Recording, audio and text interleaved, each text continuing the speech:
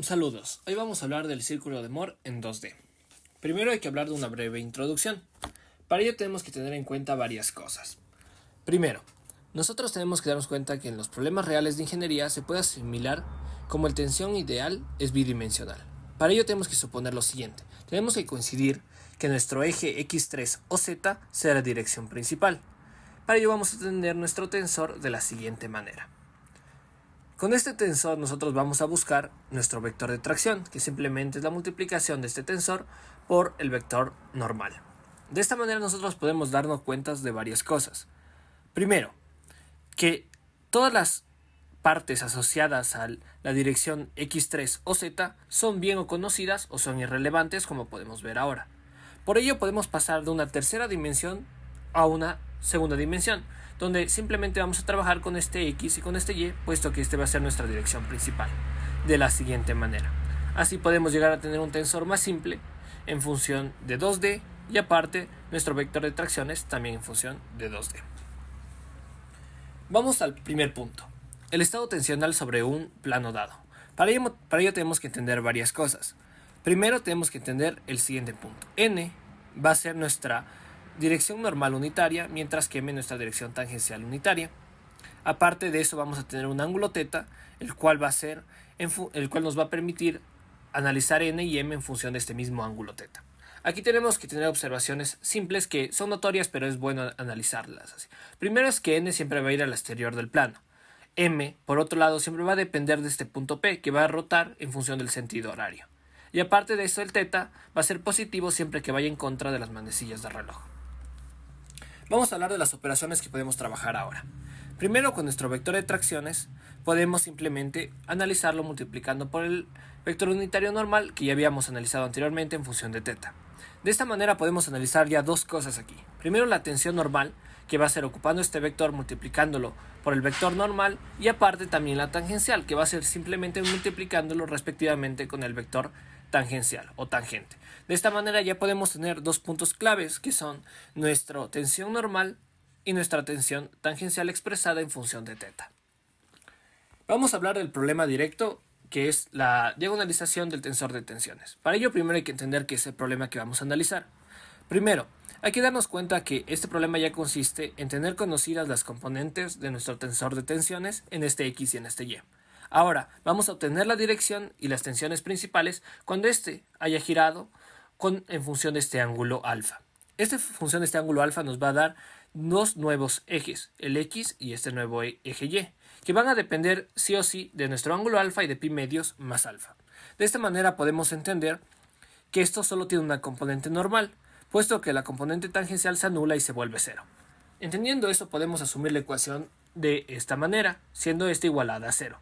Si nosotros igualamos esto a cero, vamos a poder tener una expresión en función del doble ángulo de alfa. En función del doble ángulo de alfa vamos a tener un seno de 2 alfa y un coseno de 2 alfa, que si nos damos cuenta va a ser positivo o negativo, dándonos un alfa 1 y un alfa 2. Ahora, muy bien.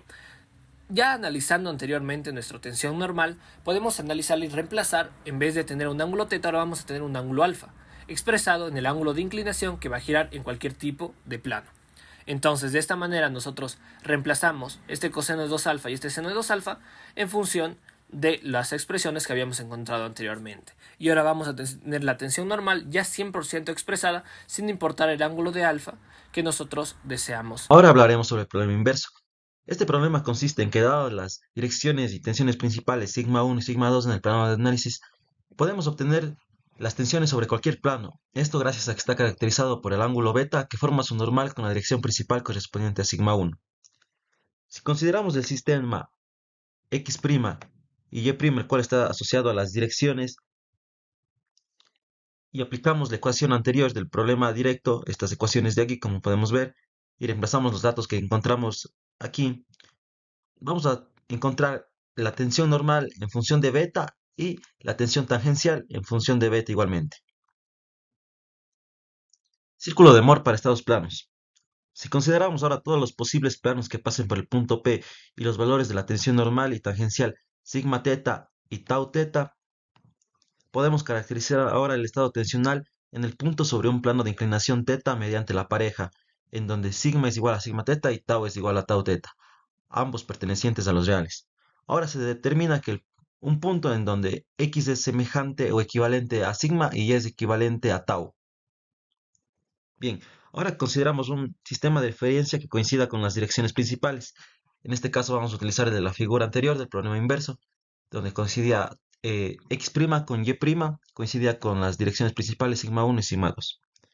Bien, si analizamos sigma y le restamos el punto medio que se encuentra entre sigma 2 y sigma 1, tendremos la siguiente ecuación de aquí, al igual que contamos con tau, que está en función de beta, así como lo estaba sigma anteriormente. Ahora bien, estos términos, si los elevamos al cuadrado y los sumamos, obtenemos lo que es una ecuación de la circunferencia. Esta ecuación tiene la particularidad de que tiene su centro en sigma 1 más sigma 2 sobre 2 y 0. Además que al sumar estos términos elevados al cuadrado obtenemos el término sigma 1 menos sigma 2 sobre 2, el cual es el radio de la circunferencia. Por lo tanto, tenemos que el lugar geométrico de los puntos representativos del estado tensional sobre planos que pasan por P es un círculo. Este círculo es el que denominamos círculo de Moore y su construcción queda definida por la siguiente figura que vemos aquí, en donde ya se vio cómo se obtuvo el radio y el centro de la circunferencia. Posición inversa también es cierta en este caso, ya que dado un punto del círculo de Moore con coordenadas sigma y tau, existe un plano que pasa por P cuyas tensiones normales y tangenciales son sigma y tau, respectivamente.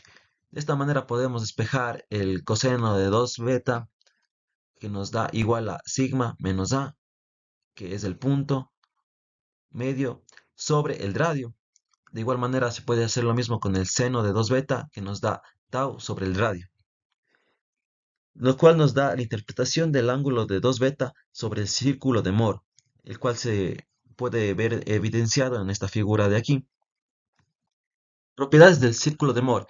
En este caso cuenta con 4. La primera habla sobre que para obtener el punto representativo en el círculo de Moore del estado tensional sobre un plano cuya normal forma un ángulo beta con la dirección principal, se debe tomar en cuenta el punto representativo, que en este caso es sigma 1,0.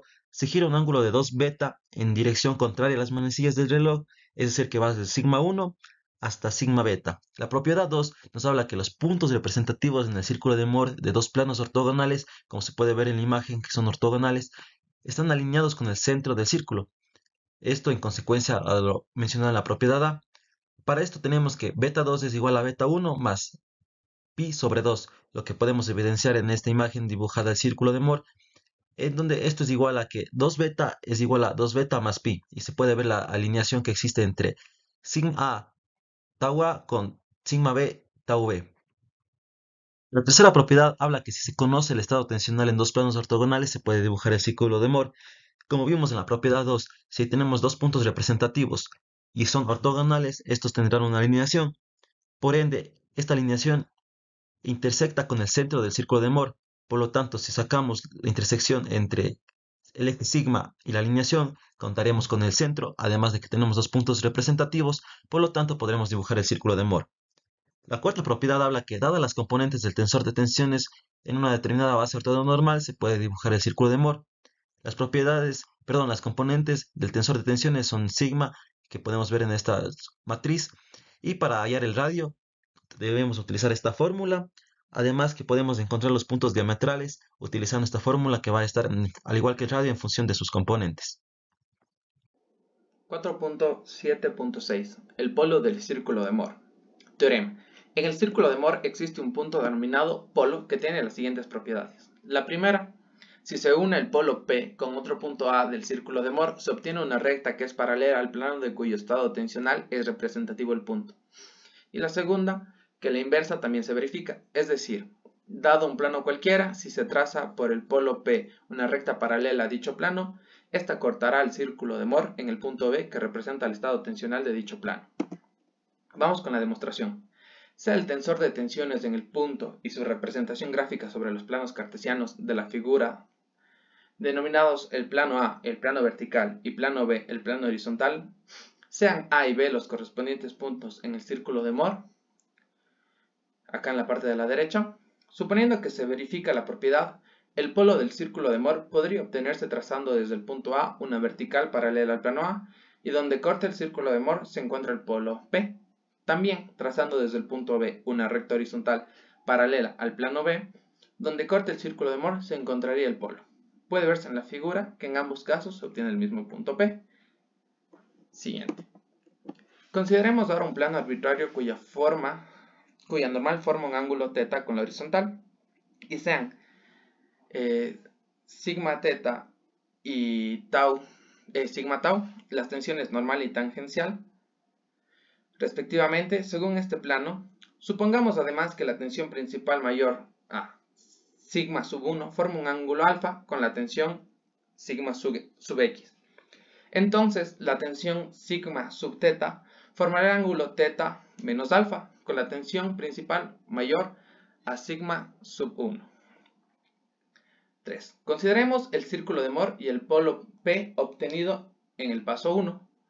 Utilizando la propiedad A, podemos obtener el punto C, representativo del círculo de Moore que corresponde al plano considerado girado desde el punto M y en el mismo sentido un ángulo doble igual a 2 que multiplica a θ menos alfa, tal que el ángulo MOC es 2 que multiplica θ menos alfa.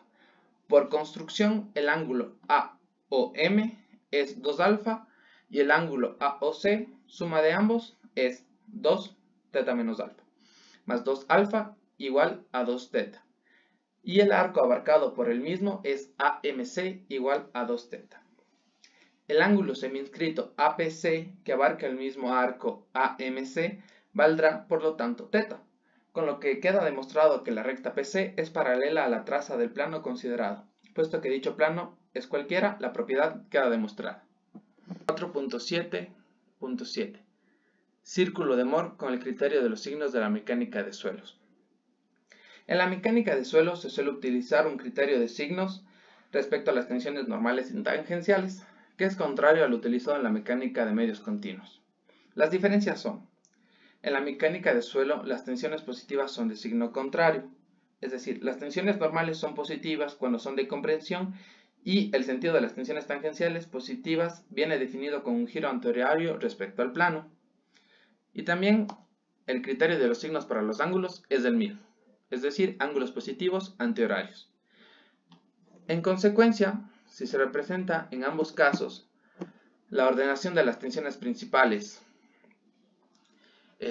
sigma sub 1 mayor o igual que sigma sub 2, para un mismo estado tensional el orden de las tensiones principales se invertirá en la mecánica de suelos respecto a la mecánica de medios continuos. Y se observa que las fórmulas fundamentales obtenidas sobre la base de los criterios de los signos de la mecánica de suelos son las mismas que las obtenidas sobre la base de los criterios de los signos de la mecánica de medios continuos. Por consiguiente, la construcción del círculo de Moore y sus propiedades son las mismas en ambos casos. Gracias.